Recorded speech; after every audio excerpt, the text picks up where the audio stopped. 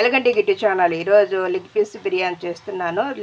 4 leg piece తీసుకొని కడిగి water పోయేంత వరకు ఉడకట్టుకొని పక్కన పెట్టుకోవాలి.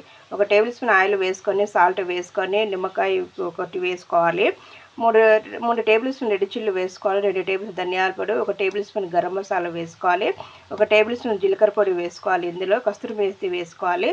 అన్నీ వేసుకొని కడ్డు ఒక క్లాత్లో ఉడకబెట్టుకొని ఆ నీరు పోయేంత వరకు ఉంచుకున్న తర్వాత ఆ కడ్డు పెరుగు ఇందులో వేసుకోవాలి.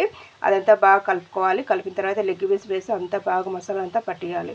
దీన్ని 1 అవర్ వరకు నానబెట్టుకోవాలి. ఇలా మందంగా ఉండే పెనం తీసుకొని ఇందులో కొంచెం ఆయిల్ వేసుకొని ఇలా నానబెట్టుకున్న లెగ్ పీస్లు ఇందులో వేసుకొని బాగా వేయించుకోవాలన్నమాట. ఫ్రై లాగా బాగా 2 వైపులా వేగేంత వరకు వేయించుకోవాలి. చూడండి, ఇలా వేయించుకోవాలి. ఇవి వేగినాయి.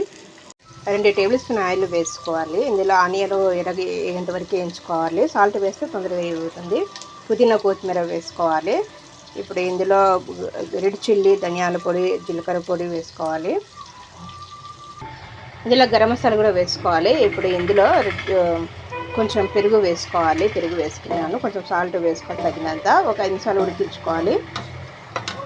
మసాలా ఉడికింది. ఇప్పుడు మనం ఇలా వేయించి పెట్టుకున్న చికెన్ వేసుకోవాలి. లెగ్ పీసులు వేయించిన లెగ్ పీసులు వేసుకున్న తర్వాత మూత పెట్టుకొని 10 నిమిషాలు ఉడికించుకోవాలి. 6 గ్లాస్ వాటర్ పోసుకోవాలి. నేను 2 గ్లాస్ రైస్ గాను 6 గ్లాస్ వాటర్ పోసుకున్నాను. ఇందులో పుదీనా కొత్తిమీర వేసుకున్నాను. హోల్ గరం మసాలా అంటే చెక్క, లవంగాలు, యాలకులు, బిర్యానీకి ఇవన్నీ వేసుకోవాలి. ఇందులో తగినంత సాల్ట్ వేసుకోవాలి. ఇప్పుడు ఎసురు కాగింది. ఇందులో నానబెట్టుకున్న బాస్మతి రైస్ వేసుకోవాలి. రైస్ సగం వరకు ఉడికించుకోవాలి. చికెన్ తీసేసి రైస్ అంతా వేసుకొని ఫుడ్ కలర్ వేసుకోవాలి. పుదీనా కొత్తిమీర వేసుకోవాలి. నిమ్మరసం వేసుకోవాలి. గీ వేసుకోవాలి. ఇప్పుడు మళ్ళీ సగం చికెన్ వేసుకోవాలి. ఇప్పుడు ఇందుపైన మళ్ళీ రైస్ వేసుకోవాలి. ఇలా ఫుడ్ కలర్ గ్రీన్ వేసుకోవాలి, ఎల్లో వేసుకోవాలి, గీ వేసుకోవాలి, నిమ్మరసం వేసుకోవాలి.